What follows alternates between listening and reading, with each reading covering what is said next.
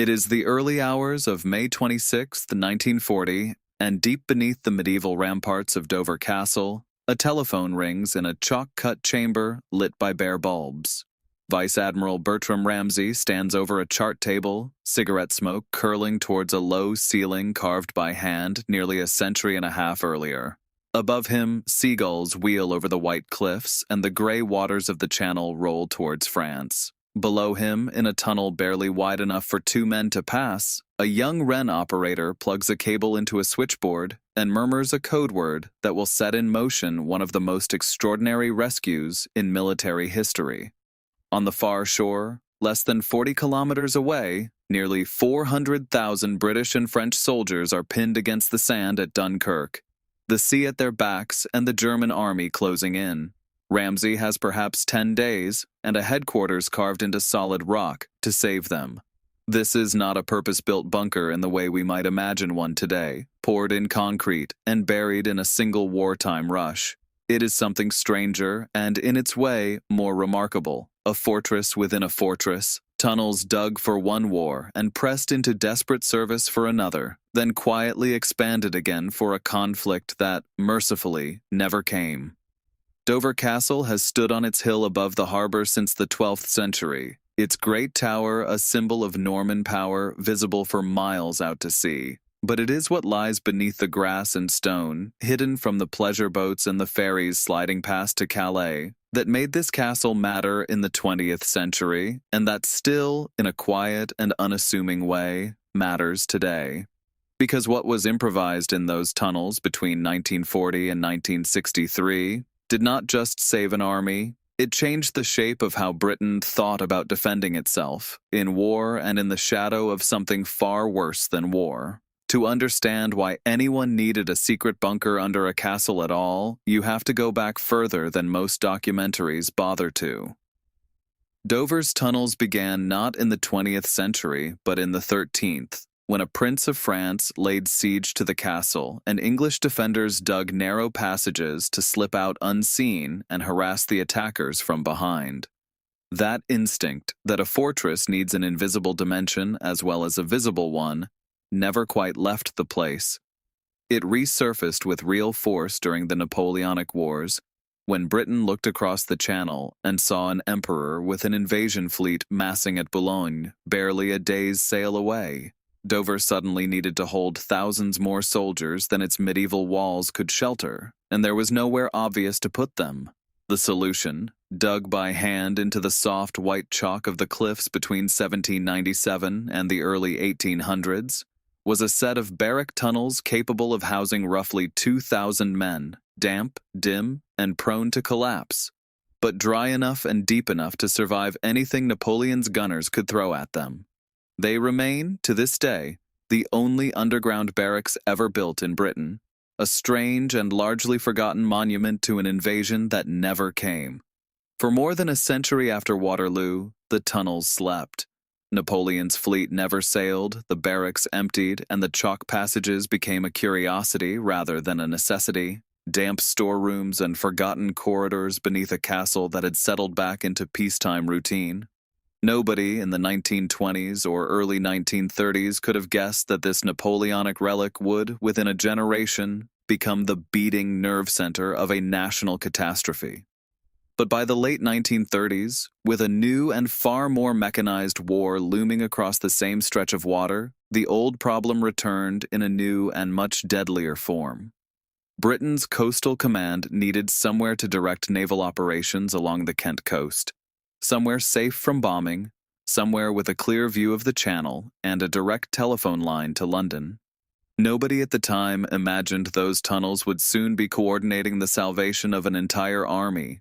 The scale of the crisis that struck in May 1940 is difficult to overstate, and it is worth pausing on the numbers because they explain why an old chalk tunnel became, briefly, the single most important room in Britain. By May 26th, close to 400,000 Allied troops were trapped in a shrinking pocket around Dunkirk, their backs to the sea, the German army tightening its grip by the hour. The War Office's own planners, working through the figures with grim realism, estimated that perhaps 45,000 men might be saved before the position collapsed entirely. 45,000 out of nearly 400,000. Britain's small fleet of modern destroyers could not get close enough to the beaches because Dunkirk's harbor had been wrecked by bombing and the water offshore was too shallow for vessels of that size to approach. Existing plans, existing ships, existing doctrine, none of it was built for a rescue of this kind.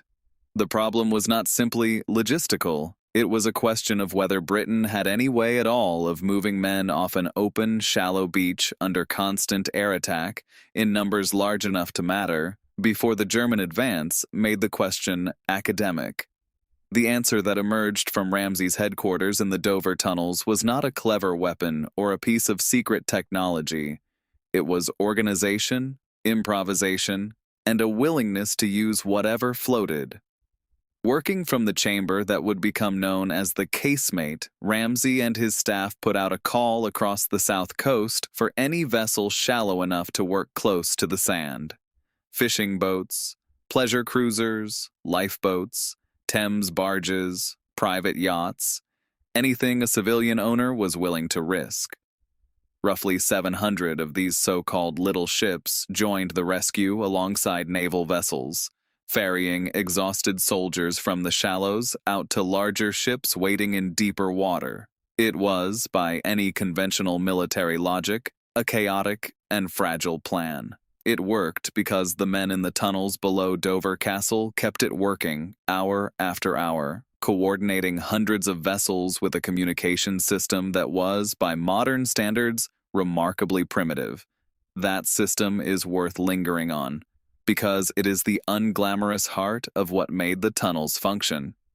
In 1941, engineers installed a manual telephone exchange within the complex, wired directly to the Admiralty in London, to the War Office, to the Air Ministry, to fighter airfields, anti-aircraft batteries, naval bases, and the coastal radar stations that were, at that point in the war, still a closely guarded secret in themselves.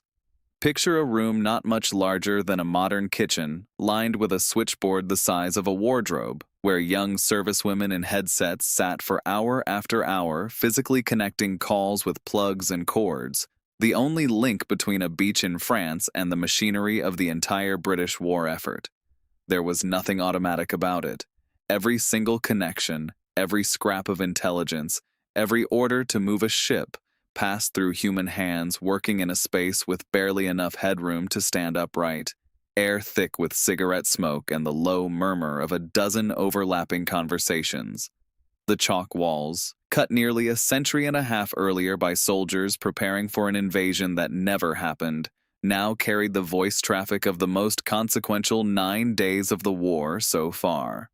Life for the people who worked in the tunnels bore little resemblance to the romantic image of a wartime headquarters. Shifts often ran 12 hours or longer, and because the chalk passages had no windows and little natural ventilation beyond a handful of shafts drilled up to the cliff top, staff frequently lost track of whether it was day or night outside. Meals were taken in cramped side chambers, sleep snatched on camp beds wedged between filing cabinets, and the air itself carried a permanent tang of damp stone, cigarette smoke, and machine oil from the generators that kept the lights and the switchboard running. For the Wrens and signal staff who staffed the telephone exchange around the clock, the work was repetitive, exacting, and utterly without glamour. Yet a single missed connection could mean a convoy sailing into the wrong patch of sea or a fighter squadron scrambling towards an empty patch of sky. It was, in other words, a war fought largely through concentration and endurance rather than heroics, in a space that felt more like the engine room of a ship than a castle at all. The tunnels themselves ran and still run across 5 distinct levels cut into the cliff, connected by narrow stairs and passages that, even now, have not all been fully explored or opened to the public. The main wartime level, the one visitors walk through today, includes the casemate command room where Ramsay worked, alongside an underground military hospital, complete with a working operating theater, built to treat casualties who might otherwise have had nowhere safe to go. Fortunately, wartime casualty rates at Dover itself proved lower than planners had feared, And later in the war, some of those hospital wards were converted into dormitories and mess rooms for the personnel who now lived, in effect, underground. To picture the environment, imagine a network of corridors roughly the width of a narrow hallway, walls the color of old bone, ceilings low enough that taller men learn to duck instinctively. The whole complex threaded 3 meters or so into solid chalk, cool and slightly damp even in high summer. The outside world reduced to a distant hum reaching down through ventilation shafts.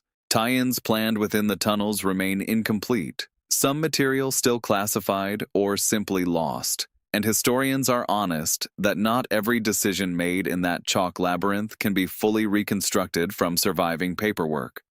What happened after 1945 is, in some ways, the stranger part of the story. Rather than being abandoned, the tunnels were expanded. A new level, cut still deeper into the cliff and completed in 1943, but developed further after the war, became known by the codename Dumpy. During the Cold War, this section was earmarked as one of 12 regional seats of government scattered across Britain, places from which local administration could theoretically have continued to function in the aftermath of a nuclear attack when London itself might no longer exist as a functioning capital.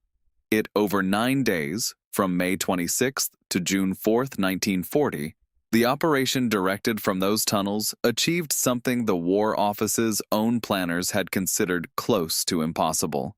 Against an initial estimate of 45,000 men rescued, the final total came to roughly 338,000, British and French soldiers alike, lifted from the beaches and the shallows and carried home across a channel that, for 9 days, belonged to an improvised fleet of warships and weekend sailing boats.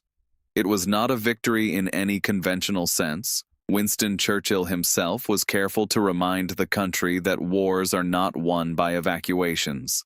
But it kept an army in existence that could fight another day, and it did so because a headquarters buried in Napoleonic tunnels beneath a Norman castle managed to hold together a communications and coordination effort that, on paper, should have collapsed within hours. If you are finding this interesting, a quick subscribe helps more than you know. It is tempting and instructive to compare Dover's tunnel headquarters with what Britain's enemies and allies were building at the same moment. Germany, across the Channel, poured enormous resources into vast concrete bunkers along the Atlantic Wall and beneath cities such as Berlin, structures with walls meters thick, designed to withstand direct bombardment rather than simply to hide. The contrast is telling. German command bunkers were built from scratch for a single, specific purpose, engineered as fortresses in the purest sense. Dover's tunnels were something more improvised and, in a very British way, more make-do. A Napoleonic relic adapted, wired, and pressed into service because the geography and the chalk happened to be there already, ready-made and free, at exactly the moment the nation needed somewhere safe to hide its command structure. Where Germany built for permanence and overwhelming defense, Britain repurposed what history had already handed it. The Americans, arriving later in the war, tended to build their major command centers inland, further from the coast and from direct threat, reflecting a very different strategic position. The United States never faced a channel of its own, and so never needed a Dover. In the end, no other headquarters of the war can claim quite what Dover can. A command center that began as an anti-invasion shelter against Napoleon, evacuated an army from Hitler, and finished the century as a shelter from nuclear war. Because the story did not end with Dunkirk. Through the rest of the Second World War, the tunnels kept working. In 1942, when German battleships made a bold dash through the Channel from occupied France back to home waters, it was Dover's command staff who scrambled to intercept them, an operation that ultimately failed, but that led directly to the Dover Strait becoming one of the most heavily defended stretches of coastline in the country. Later, as the threat from German U-boats grew, naval planners working from the same tunnels helped develop new tactics for convoy protection, decisions with consequences reaching across the Atlantic supply routes that kept Britain fed and armed. In the run-up to D-Day, the tunnels played a supporting role in Operation Fortitude, the deception campaign that persuaded German commanders the invasion of Europe would land at Calais rather than Normandy, buying crucial time for the real landings further west. And as the V-1 and V-2 rockets began falling on southern England in the war's final year, it was from headquarters like Dover's that counteroffensive planning against these so-called vengeance weapons was coordinated. Records of the more sensitive operates a sobering thing to stand, as visitors occasionally do on rare open days, in a chamber built to outlast the government it was designed to shelter, wired for a catastrophe that, thankfully, this country never had to face. Dumpy was never used for its intended purpose. It was decommissioned in the early 1960s, its telephone exchanges fell silent, and the tunnels that had once carried the voice of an admiral coordinating a miracle and later the theoretical voice of a government surviving Armageddon went quiet. Assessing the true impact of Dover's tunnels means separating what is solidly documented from what is inference and atmosphere. The material effect is beyond dispute. An evacuation that saved the core of Britain's army, a naval command post that shaped strategy across 5 years of war, and a Cold War contingency structure whose mere existence formed part of Britain's deterrent posture, whether or not it was ever put to use. The psychological effect is harder to measure, but no less real. For the men and women who worked in those tunnels, often for grueling shifts with little natural light and little rest, the chalk walls became a strange kind of sanctuary, isolated from the bombing above, yet intensely connected, by cable and switchboard, to every corner of the fight. For the wider British public, the story of Dunkirk, and by extension the hidden headquarters that made it possible, became one of the defining myths of national resilience. The idea that Britain could improvise its way out of catastrophe using little more than chalk, cable, and nerve. That myth has outlasted the war itself, feeding directly into the way Britain understood its own character for the rest of the 20th century. The influence of what was learned at Dover rippled outward long after the guns fell silent. The principle at the heart of the tunnels, that a nation's most critical decisions should be made somewhere hidden, hardened, and self-sufficient, became a template repeated across Britain's Cold War infrastructure, from the central government war headquarters built into a Wiltshire hillside to smaller regional bunkers dotted across the country. None of them carried quite the same history because none of them had first proved themselves saving an army from a beach. That earlier success gave the whole concept of underground command a credibility it might not otherwise have earned so quickly.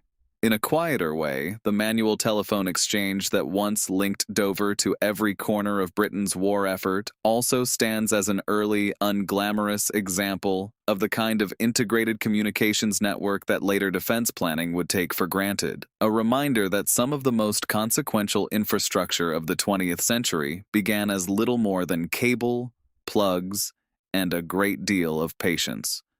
Today, roughly 3 miles of tunnel remain beneath Dover Castle, though not all of it has been mapped or opened, and one section, known as Bastion, remains buried by rock falls and may never be fully explored.